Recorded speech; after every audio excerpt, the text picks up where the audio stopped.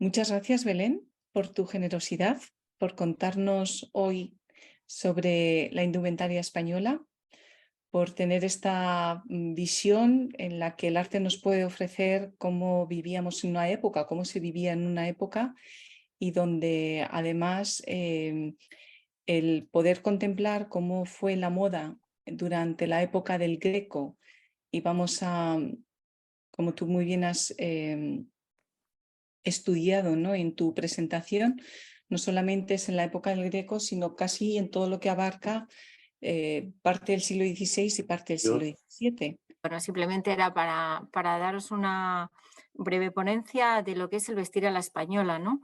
En algunos retratos habréis visto pues, cómo la gente vestía de negro, y sobre todo muchos retratos de Velázquez, porque coincide, y del Greco, coincide con la época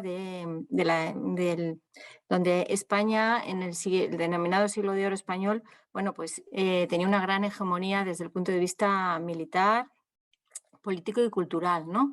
Entonces era muy importante el prestigio que tenía la corte española. Es interesante ver cómo, de dónde viene este negro que vemos tan importante en muchos cuadros, y viene de un tinte del denominado palo de Campeche, que se encuentra en la zona de Yucatán, México, y que son los españoles los que en realidad con la conquista del Nuevo Mundo consiguen extraer este tipo de tinte y dar un tono, un negro bastante interesante. Hasta entonces la gente solía tener unos colores grises, ¿no? Era un color gris. A Felipe II le interesó muchísimo este tinte para ponerlo como vestuario o indumentaria de solemnidad y prestigio de su corte. No hay más que ver, por ejemplo, la grandeza del monasterio del Escorial, para que veáis que ahí los monjes vestían de negro, y se piensa que él estuvo influenciado porque le encantaba este monasterio. Yo creo que sabéis que lo hizo además por el panteón que hizo para que su hijo Carlos I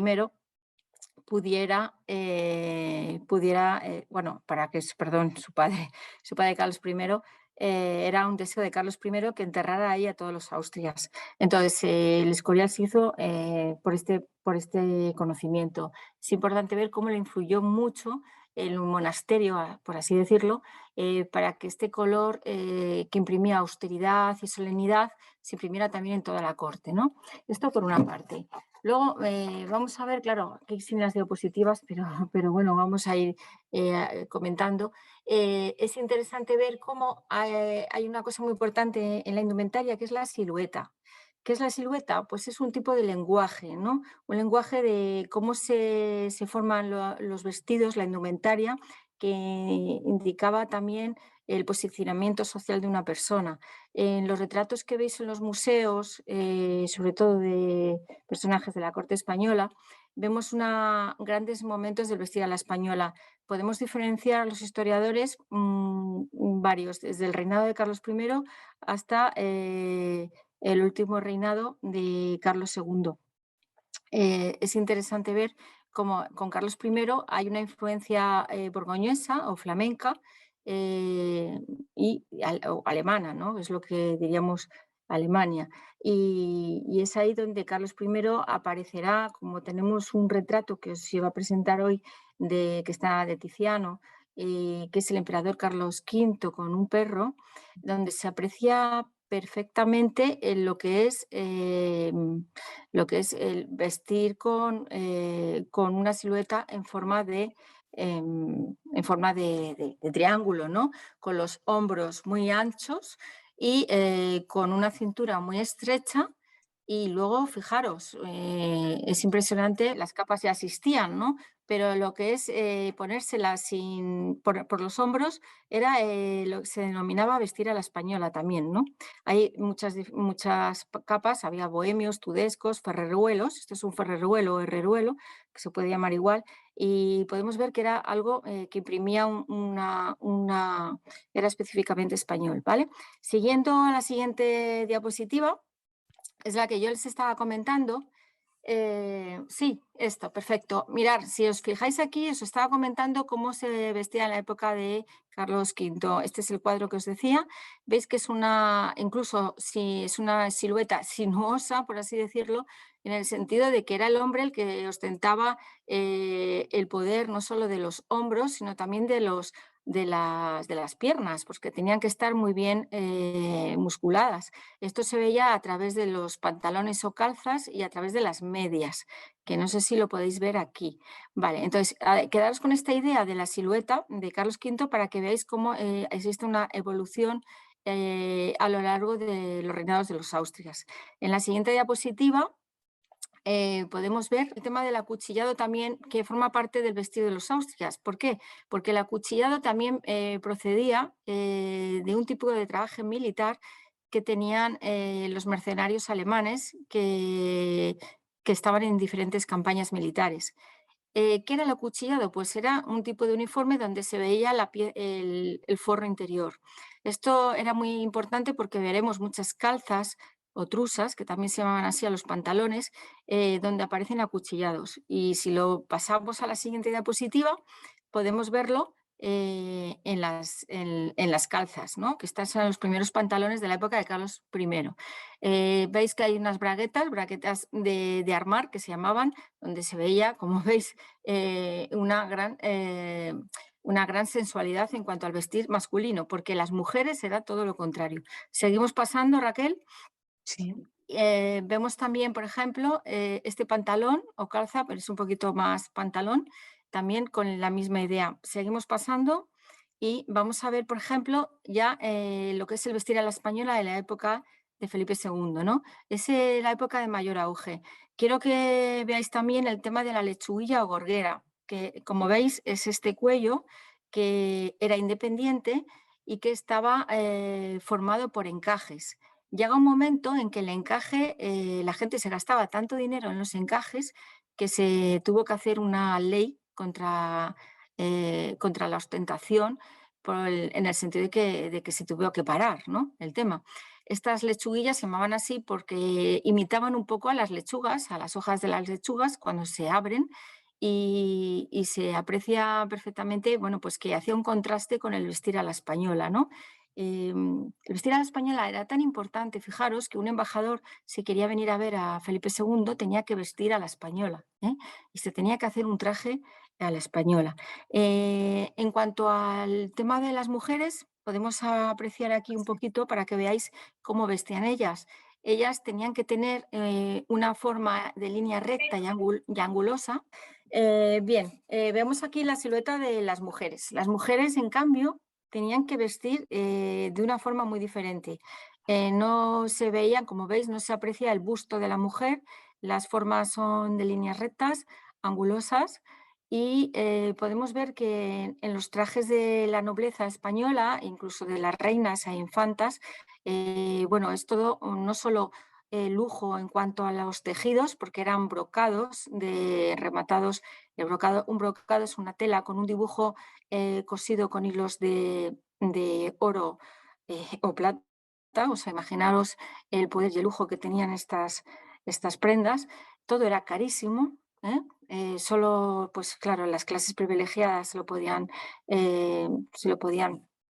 comprar o hacer o coser, porque todo era a mano.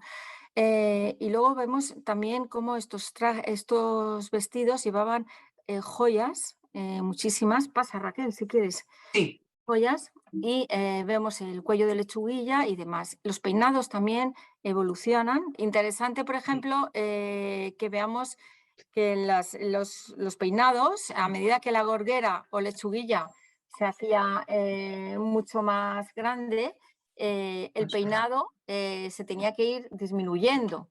En cambio, si veremos en la época de Carlos II, como con la aparición de la golilla y demás, bueno, pues es diferente, ¿no? Entonces, es interesante cómo era la indumentaria femenina, por qué tenía estas formas angulosas, qué lo hacía. Bueno, pues se ha hablado antes de la silueta, que es algo muy importante. ¿Y cómo lo hacían? Pues mediante armazones o ahuecadores, el famoso verdugado que vemos aquí. No sé si lo veis en este grabado de vestuario escénico, Este. donde hacía que las faldas fueran cónicas, ese origen español. Y luego en otros países, bueno, pues tienen, sobre todo en Francia, adquiere una forma cilíndrica o de tambor. Es importante también que veáis el tranzado, que no sé si lo veis aquí a la derecha, con esta trenza larga, Sí. que se tenía y que también iba hilada, por así decirlo, por dentro con una serie de tela, de telas o Ujú, gasas.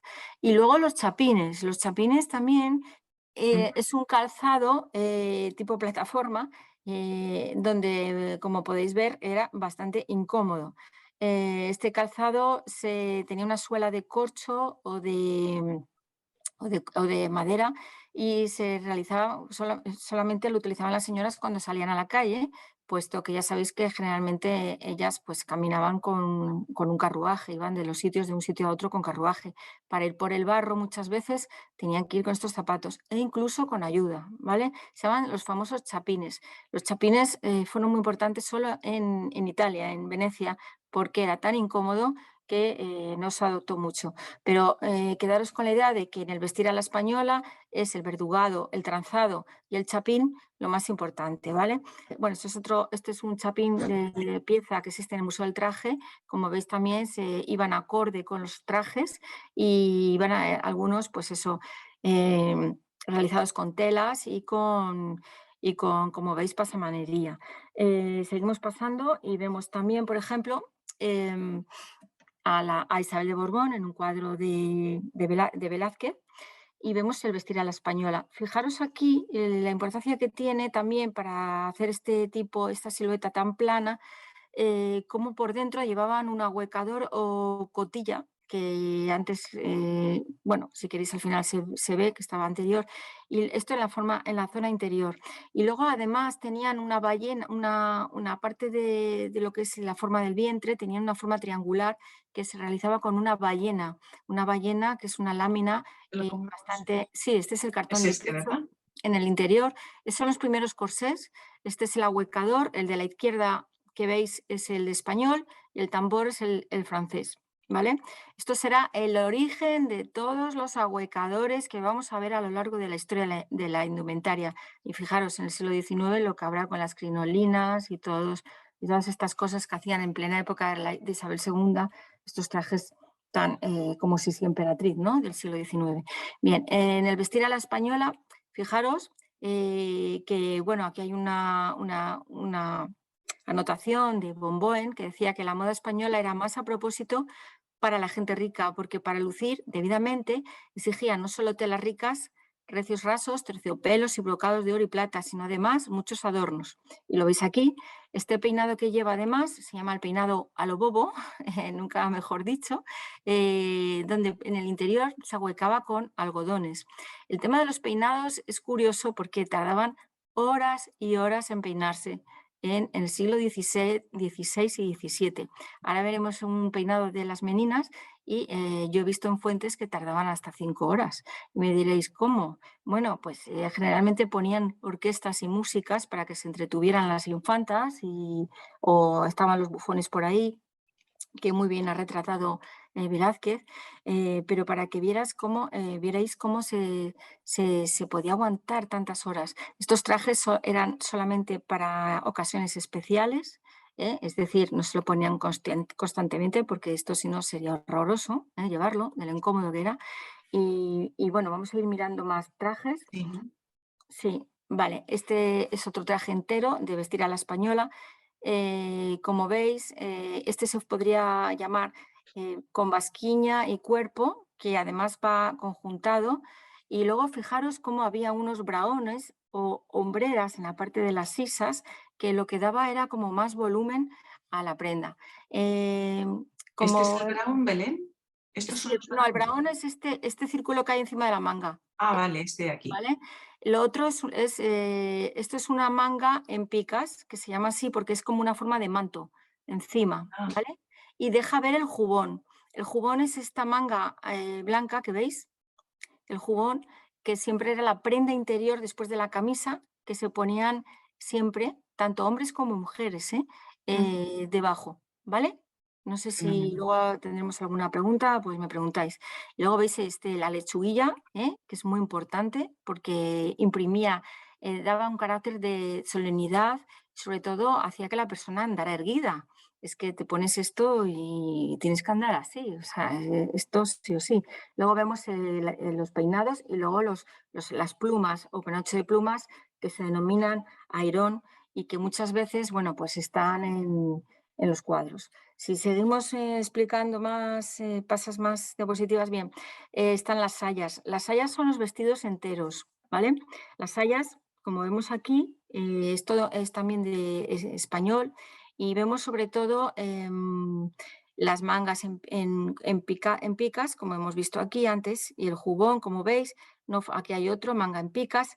Esto de aquí, estas son todas mangas en picas y vemos también cómo existen una serie de lazos que estaban, que se ponían por encima y lo que hacían era de adorno y ayudar a cerrar un poco las faldas. Es importante aquí, como veis, las lechuguillas, seguimos pasando si quieres, no sí, faltaban los pañuelos o pañizales, que siempre era algo que se ponía en los retratos de aparato.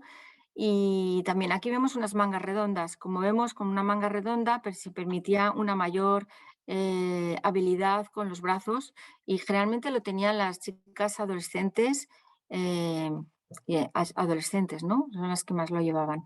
Seguimos pasando y vemos una nota de Quevedo, que a mí Quevedo me encanta, no solo porque es un gran escritor del siglo de oro, como sabéis, sino porque tenía un sarcasmo impresionante con toda su literatura.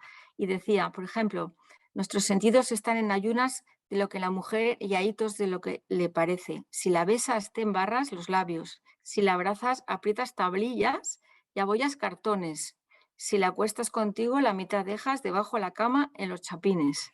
Ni qué mejor dicho, ¿no? Porque esto era así. Bien, seguimos pasando y vemos en la siguiente diapositiva las diferentes lechuguillas que podían tener muchas reinas que existían en Europa. Tenemos al final aquí a Isabel I de Inglaterra y vemos también desde Holanda. En Holanda tuvo muchísima influencia el vestir a la española porque ya sabéis que los Países Bajos, pues en aquella época estaban también bajo el dominio español.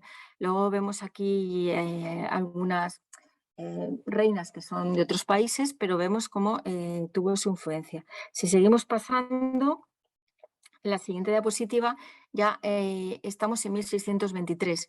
Como sabéis, es Felipe IV, el mejor amigo de Velázquez, y es un rey que dice, basta ya, basta la ostentación de los encajes, la gente no puede comprarse el dinero, no puede comprarse ropa con el dinero que no tiene, y él realiza ordena que se haga una pragmática ley, se llama así, ley suntuaria, y ordena en 1623 que todo el mundo deje de llevar las lechuguillas o gorgueras y empiece a llevar golillas, que es este alzacuellos que veis aquí, que es mucho más barato y que en realidad, pues con un alambre que se llamaba alambre de rebato, sostenía lo que es el cuello de los trajes. Sí seguía la evolución del vestir a la española, seguía ese color negro que tanto gustaba.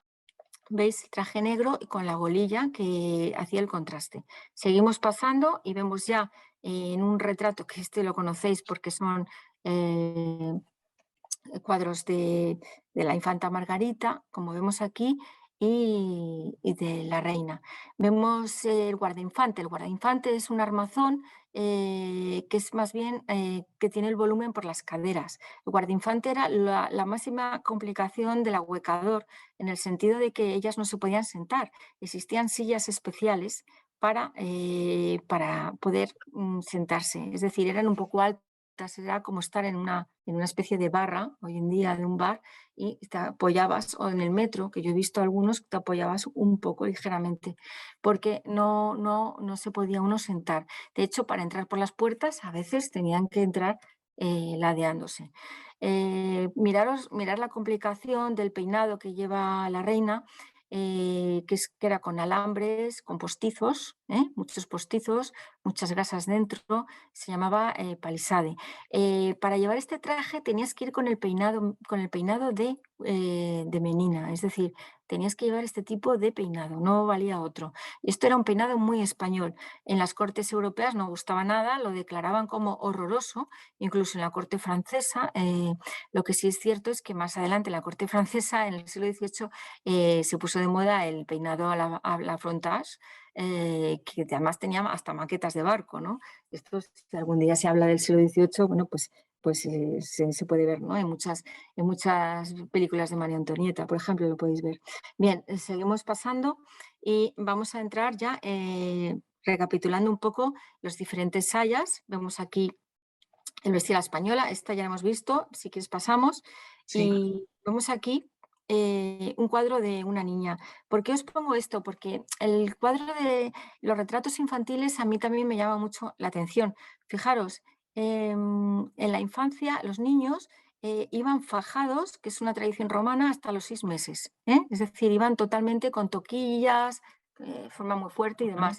Luego hasta sí, como lo veis aquí en la adoración de los Reyes Magos de Velázquez, ¿lo veis? Sí, se puede ver muy bien aquí cómo Velázquez lo ha plasmado. Luego más adelante, si quieres lo vamos viendo en otro infante, vemos como tanto niños como niñas van indistintamente vestidos iguales.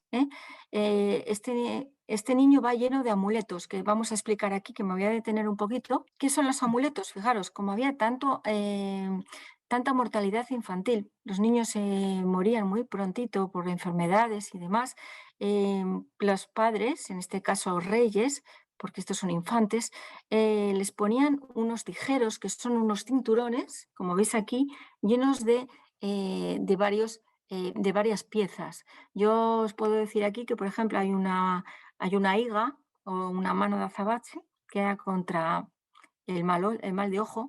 Hay una poma de olor, que es un ahuecador de plata, que generalmente tiene un algodón para los olores. Esto empezó utilizándose en los adultos y luego se puso en los niños pequeños.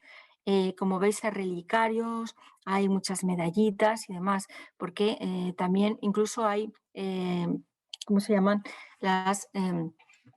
Bueno, todo esto era con piedras preciosas, con corales, con azabache muchas veces, todo tenían como propiedades mágicas, ¿no?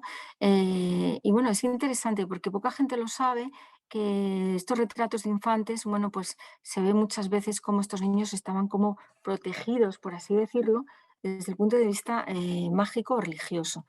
Bien, si seguimos pasando, veis otra diapositiva donde los niños seguían, esto aunque no lo creáis, es un chico, Felipe Próspero, y vestían como unas niñas.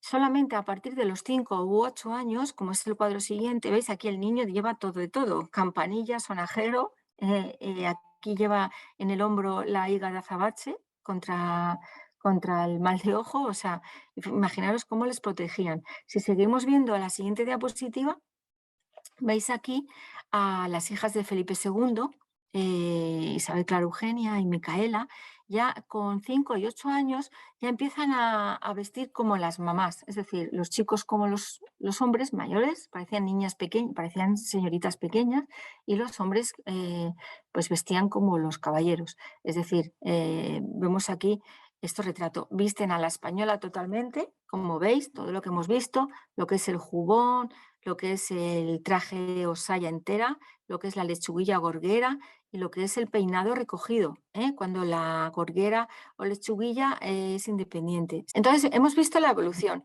Fijaros, este cuadro es muy, muy interesante. Este es un cuadro donde se aparece pues la corte de los Austrias, la corte de Felipe IV, que está visitando la corte francesa, Luis XIV, porque está entregando a su hija María Teresa, que como sabéis, luego va a ser la abuela de Felipe V, el que inicia la dinastía de los Borbones, y vemos cómo se unen, ¿no? Este cuadro se ve perfectamente cómo aparece una corte española, vestidos, como veis ella, como os he explicado, con su guardainfantes o ahuecador de caderas, con su el vestido del siglo XVII ya no son sayas enteras, sino que es un cuerpo y una basquiña. Y luego el peinado que tenía que ser el mismo para llevar este tipo de ropa. Veis también a los caballeros cómo visten con su capa a la española. Bueno, aquí se ve a uno, ¿eh? Se ve muy poco en este, pero se ve un poquillo. Y vemos las gorgueras o lechuguillas. Fijaros cómo la corte francesa, Luis XIV, ya empiezan con sus ringgrapes, que eran unos trajes bastante barrocos, por así decirlo, en el sentido de que tenían volantes y lazos y demás. Los hombres ya llevan sus zapatos de tacón, que además lo va a iniciar Luis XIV, y sus pelucas o postizos, que bueno, es lo que se llamaría luego después la influencia del siglo XVIII, la moda indumentaria francesa, ¿no? En Europa. ¿Por qué? Porque empieza a tener prestigio Francia. El siglo XVIII es Francia el que lleva el poder y es Francia el que domina con la ropa en la indumentaria. Este cuadro es, desde el punto de vista de la historia de la indumentaria, muy importante. Fijaros cómo se quedarían los franceses al ver a los españoles vestir así, ¿no? A la propia infanta a María Teresa, que es esta jovencita, que se le entregan la mano a Luis XIV. Y fijaros los españoles al ver estos lazos repolludos, como yo digo, y estas faldas, pantalones que llevaban los hombres y demás. Bueno, seguimos viendo más diapositivas porque yo quería finalizar con este rey, que es, como sabéis, es Carlos II, llamado el Hechizado, pero que en realidad este hombre lo que le pasaba era que debido a la endogamia y todas estas uniones que había habido de propios familiares, pues tenía una pronunciación bastante, la barbilla la tenía bastante pronunciada, de tal forma que no podía masticar bien los alimentos. Esto es interesante, hay un libro por ahí de Javier Luján que lo explica, y lo que le provocaba fuertes diarreas y demás. Por eso se creían que estaba hechizado en gran parte. En realidad tampoco fue un rey tan malo, o sea, en el punto de vista de gestión gubernamental. Lo que sí es verdad es que el hombre, bueno, pues era impotente y de ahí hubo lo que ya sabéis todos, pues la guerra por la sucesión española, ¿eh? Que era un imperio enorme. Es importante este cuadro, yo lo quiero que lo veáis porque seguía el vestir a la española, pero fijaros cómo ya la golilla se va aplanando hasta formar más adelante una balona, que es lo que veis en muchos cuadros flamencos del siglo XVII, sobre todo de Rembrandt, que podéis ver en otros museos, sobre todo en el del Rijksmuseum de Holanda. Veis cómo el peinado, además, es diferente. Ya los hombres, al no llevar estas golillas con tanto volumen, ya pueden dejarse el pelo más largo. Vuelve otra vez la moda del pelo largo. ¿De acuerdo? Entonces es interesante para que lo veáis. Y ya finalmente vamos a acabar, por si tenéis alguna pregunta, con un cuadro muy interesante, que este cuadro está en la Wallace Collection de Londres, es La Dama del Abanico, 1638, de Velázquez, y podemos ver cómo es un vestir a la española con mantilla. La mantilla, es cierto, es de influencia española, pero de influencia morisca. Tenéis que tener en cuenta que nosotros hemos tenido 1000 años de historia de los árabes en España y no solo nos dejaron influencia en cuanto a arquitectura, botánica, aunque no lo creáis, etcétera, sino también en cuanto a la indumentaria. La mantilla, bueno, pues es de origen español, se puso más de moda en el siglo XVIII, pero ya en el siglo XVII aparece la mantilla española de color negro como vemos esta de aquí. Además, esta mantilla, bueno, se llama también mantelina, en algunas fuentes nos hablan de mantelina, y es una mantilla de cerco. ¿Qué significa de cerco? Bueno, pues que tenía como una especie de gasa alrededor. Y además, yo sé que os gusta a todos el arte, lo pongo para que os fijéis bien en el famoso cuadro de la Mona Lisa, porque mucha gente no se ha fijado en el cuadro de la Mona Lisa de Leonardo da Vinci, y es que tiene una especie de mantilla con un encaje aquí alrededor, que debido a las veladuras que hacía Leonardo, pues apenas se ve, ¿no? Pero sí lo tiene, ¿eh? Entonces, lo pongo también para que lo sepáis. Fijaros cómo era el recatamiento, por así decirlo, de la vestir a la española, donde se había un poco de escote, ese escote había que taparlo. Y de hecho se ve aquí el pañuelo, no sé si lo veis, ¿eh? Donde se tapaban así los escotes muchas veces. Los guantes es un símbolo de distinción y yo cuando estudié siglo XIX el vestuario vi que se regalaban, era el típico regalo que podían hacer los caballeros a las mujeres, incluso las mujeres a los hombres, porque los hombres también llevaban guantes. Pues un cumpleaños de un amigo o algo interesante, se solían regalar guantes, ¿no? Y los guantes blancos, bueno, pues eran todavía más elegantes. Vemos también el famoso abanico. El abanico, como sabéis, es una pieza que no es española, es de origen oriental, pero sí es verdad que en España hubo fábricas de abanicos muy interesantes, sobre todo en la zona de Valencia, y vemos también cómo hay diferentes variedades.